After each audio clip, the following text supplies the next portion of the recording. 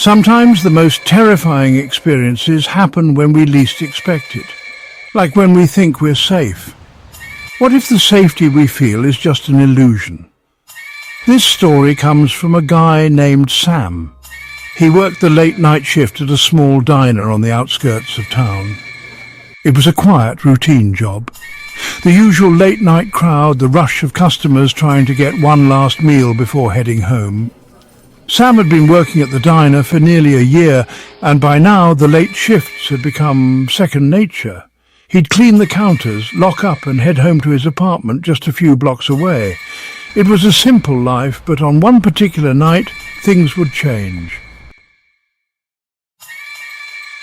It was just after 11:30 p.m. when Sam locked up the diner and stepped out into the cool night air. The streetlights flickered above him, casting long shadows on the empty sidewalk. The area around the diner was usually quiet this time of night, but tonight felt different. The air was thick, almost oppressive, and there was a strange stillness to the night that unnerved him. Not a single car passed by. No distant voices. It was as if the world had gone completely silent. Sam shrugged off the unease, telling himself it was just the late hour getting to him. He reached into his pocket for his keys, his fingers brushing the cold metal, but as he did, something caught his eye across the street. At first, it seemed like nothing. Just a figure standing in the shadows of a building. But the longer Sam stared, the more uneasy he became. The figure was tall, cloaked in a dark hoodie, the face obscured by the darkness. It wasn't moving. It was just standing there, perfectly still, watching him. Sam froze for a moment, unsure if he was imagining it. He had seen people hanging around this area before, but never like this. Never just standing completely still, staring. He tried to shake it off and continue his walk to the car, but when he looked up again, the figure was closer. Not by much, but enough to make Sam's heart rate quicken. It was almost as if it had taken a step closer without him noticing. A cold shiver ran down his spine. Sam's pace quickened as he moved toward the parking lot. His breath was now coming in quick, shallow bursts. His instincts told him something was wrong, but he couldn't figure out what. He didn't dare look back. But then the footsteps started. Slow, heavy. The sound of someone walking, matching his pace. Sam's heart pounded in his chest as he tried to ignore the creeping feeling of dread taking root in his stomach. He could hear the steps now, heavy, deliberate, closer with every beat of his own. Was it just a coincidence? Maybe someone was walking in the same direction. Maybe it was nothing. He stole a quick glance over his shoulder. The figure was no longer across the street. It was now following him, walking at the same steady pace, keeping just enough distance to stay in his peripheral vision. Sam's breath caught in his throat. He quickened his pace, nearly breaking into a run. Every step felt like it echoed through the street, and the more he rushed, the more the figure kept pace, moving silently behind him like a shadow following too closely. Sam's eyes darted around, looking for an escape. Up ahead he saw an alley that would cut through the block and get him to his car faster.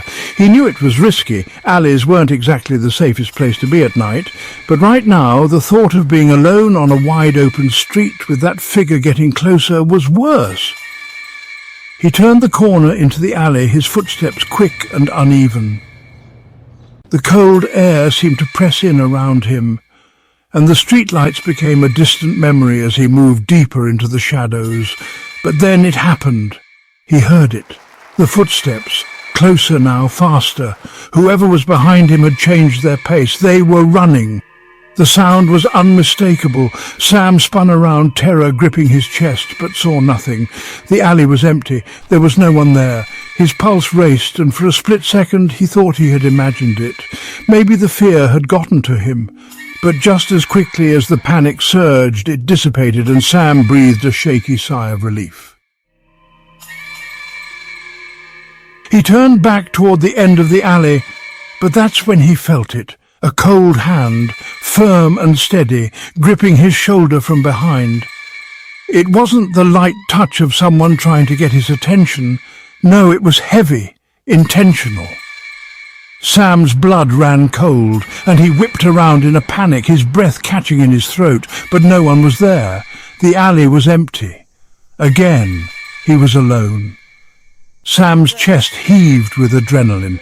Was he losing his mind? Maybe it was a prank. Maybe it was just his nerves getting the best of him. He didn't know. But one thing was clear. He couldn't stay here. He needed to get to his car. He ran. His feet pounded the pavement as he rushed toward the end of the alley. As he reached the sidewalk, he barely registered the sound of the footsteps following him again, steadily closing the distance. Sam rounded the corner and finally saw his car parked at the end of the street.